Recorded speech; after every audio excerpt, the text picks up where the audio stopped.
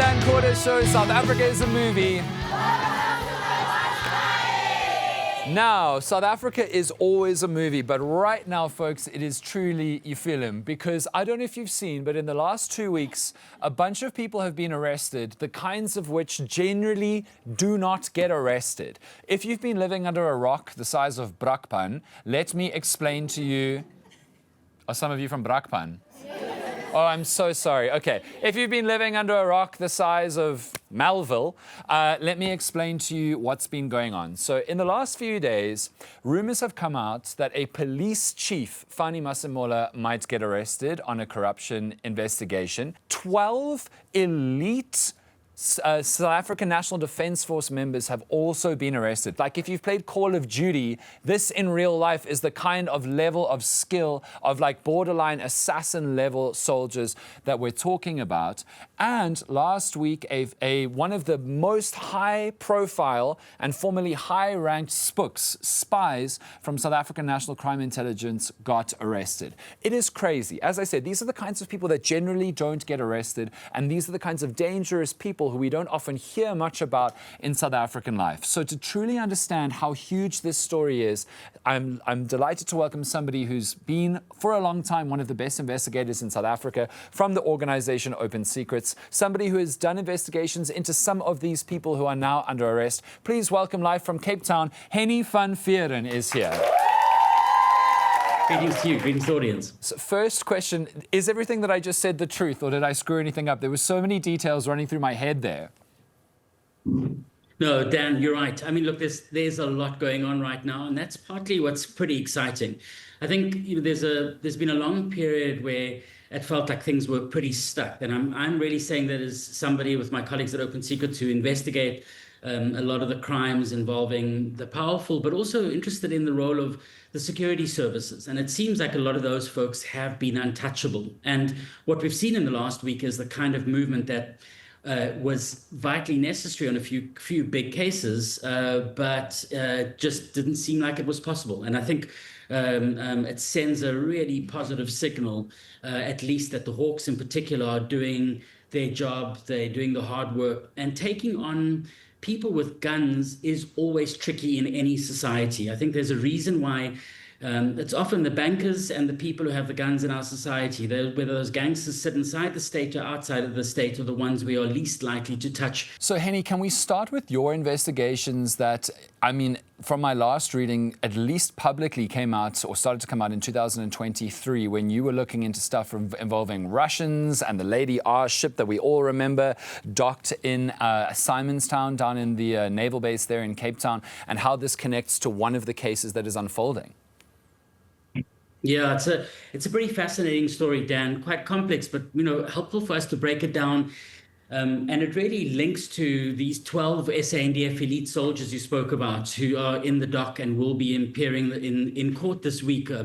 We call them the Dirty Dozen, and how they are implicated in a range of crimes. But what we were looking at already in sort of 2023, when the Russian vessel, the Lady R, docked in Simonstown, there was a big controversy. The US ambassador, as viewers might recall, famously accused South Africa of exporting weapons. Now, the South African government's response was, in fact, we were importing weapons at the point from Russia.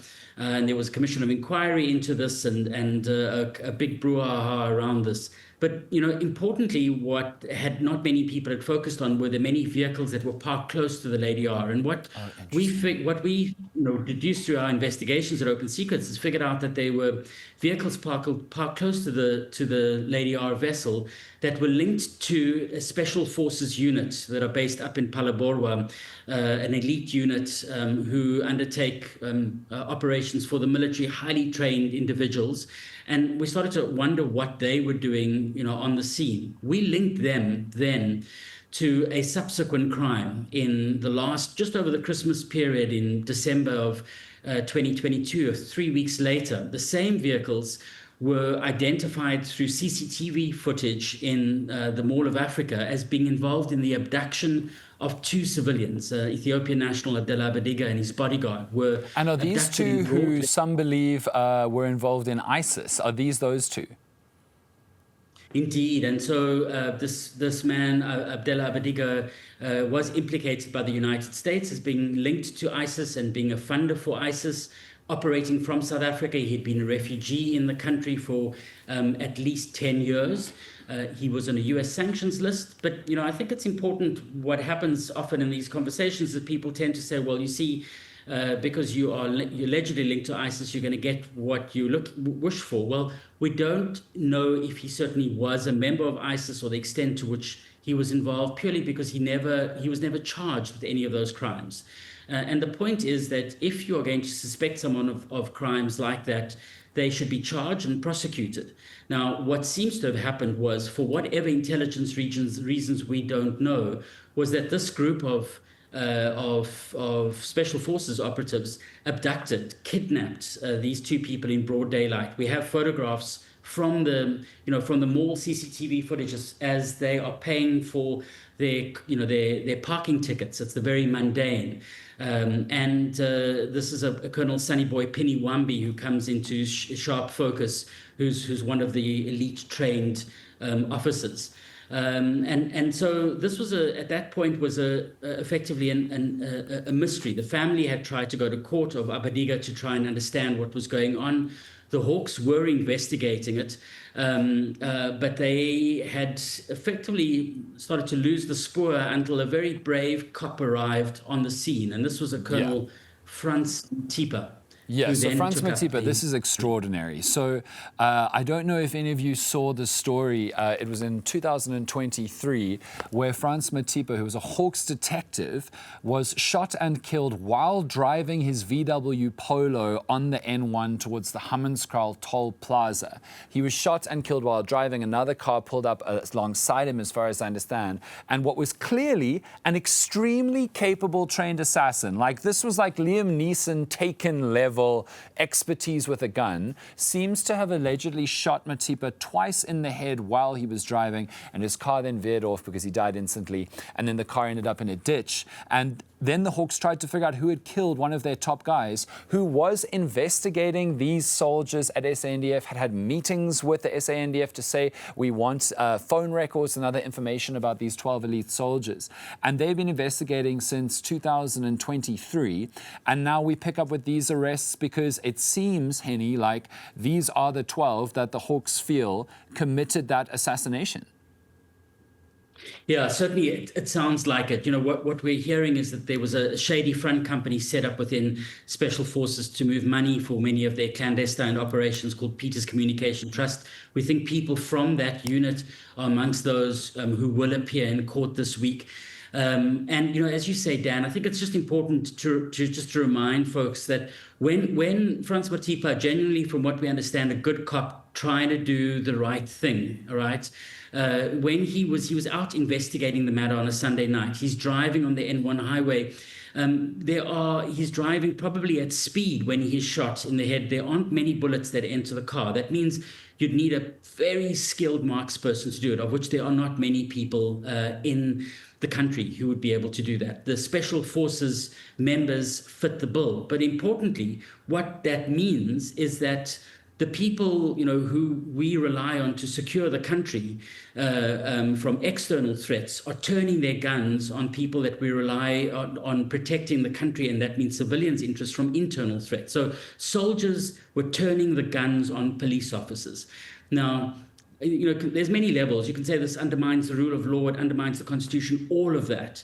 But it's also another level of sinister brutality that we haven't seen, where you have one arm of the security services turning on another. And tragically, of course, a good person, a family person with a family in Frans Matipa is murdered for doing the job that we as a public have given them a mandate to do. So absolutely. So in and fact, it is extra. I mean, I actually just want to get to the final revelations this week. I'm sure you've seen them, Hennie. These sources claiming because this really, I'm almost laughing in shock more than anything. I'm definitely laughing in shock because this kind of story, if I saw it in a big Hollywood blockbuster, I'd go, no, fine, but it's fake. It's fiction. It's a story. But this seems to be what happened, allegedly completely real life in South Africa. The latest source reporting is that the car that they had, this BMW that I'm sure you will say was in Simonstown around Lady R, and then the car that was used to drive the assassin to kill the Hawks detective, later cropped up in a scrapyard in Soweto, allegedly, even though it had been claimed that the car had been stolen, that it had been hijacked and stolen, to the point where they tried to cover up their story allegedly so much that they basically made their own car disappear, pretended that it had been hijacked, and even registered a claim on the hijacked car without insurance that they themselves had seemingly allegedly got rid of to try and sell the story all the way. The level of cover-up is frankly movie-worthy. Yeah, so it is really lie upon lie upon lie. You know, they were apparently, the vehicle was last tracked, I think, in Vuuren Street in Soweto for a number of hours and then driven away from then and sold for scrap, this black BMW. But, you know, I think these are pretty slippery characters, but importantly, it's taken good work from officers in the public service to find the camera footage that they tried to delete of them on the murder scene of this black BMW, from what we understand. And we understand that they were able to delete a lot of the camera footage, but there was one key piece of camera footage they weren't able to erase. The same with, you know, trying to dispose of the vehicle. Again, there's a similar sort of attempt to cover up their spoor, and that takes, you know, some really hard work, which we require of police officers for GBV cases, for murder cases, for any number of crimes. I think, you know, I really see the reason why I think we should be optimistic when we see cops doing the good thing, like they are hopefully have done in this matter, is what is possible in South Africa. If you can take down an elite unit within special forces who have murdered one of the country's top cops, and I should add, Dan, we've been able to show through our investigation, have we believe been involved in the murder and torture of other civilians in other unrelated matters. We believe that according to some eyewitnesses, they've tortured and killed someone at the a civilian at the Tabatwane army base, a man we only know as Spamandla, and the man called Sunny Boy Penny Wambi, who abducted Abadiga, the one Frans Matipa was investigating. He had ordered that person's body be buried at Special Forces headquarters in the Veld. And so we, you know, there are many layers to this. And it also points, Dan, if I can just say, why this case is really important, is that what we saw under President Jacob Zuma, former President Zuma's administration, was he was starting to use the soldiers like special forces as a kind of elite guard to protect himself. You know, we recall that he was paranoid and his partners were trying to poison him. He thought everybody was after him at that point. This was at the height of his state capture project. But ultimately, you know, what he was doing was using special forces and others in places where they weren't supposed to be. They weren't supposed to be protecting the president. That's why we pay the blue lights, and that's why he has personal protectors that work through the police. So what was starting to happen was they were doing all kind of other political work. And, you know, the concern is that they were being deployed to do other kind of dirty work within the political system. Now, this we don't know for certain. But I think there's a lot of reason why we need to speculate, because that would explain why there's been a cover-up. We talk about the cops doing the right thing right now, Dan, but there has been a cover-up. It's taken 2 years for us to get here. The chief of the SANDF, after we and other journalists published this information, spoke about the work that Open Secrets, Carte Blanche, and others have been doing, the Daily Maverick, and effectively said that we should be prosecuted for making this information public. Since then, none of the people that have been implicated, and we've shown their photographs in many instances, have been investigated. In one instance, one of the people that are linked to the Special Forces unit, but was linked to some of the torture, Major Doris Nechenze, has in fact been promoted, according to the SANDF's Instagram account, to a military attaché. She'll be sent away as basically as an ambassador for the military in a foreign posting in the next couple of months, we believe. And so the top brass within the military are rewarding some of these people. What else have they been involved in? You're absolutely right. And Hennie, I want to end on that, or on this question, because in the last 2 weeks, I've been witnessing all of these incredibly powerful, allegedly extremely dangerous soldiers getting arrested, witnessing a top spy boss, former spy boss getting arrested. This week, we might see the arrest of a current or former police chief of the whole country.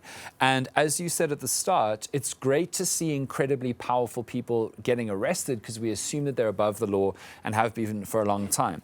But the truth of the matter is that these are obviously extremely dangerous people, and you need unbelievably brave journalists and investigators, maybe even putting themselves in danger. I spoke to somebody off the record yesterday who was saying that none of their sources will talk about this on the record because they are so scared of losing their lives if any of these big, powerful people finds out that they spoke to journalists and the media. So I want to ask you, Hennie, I mean, this is the work that you do in Open Secrets and for your colleagues.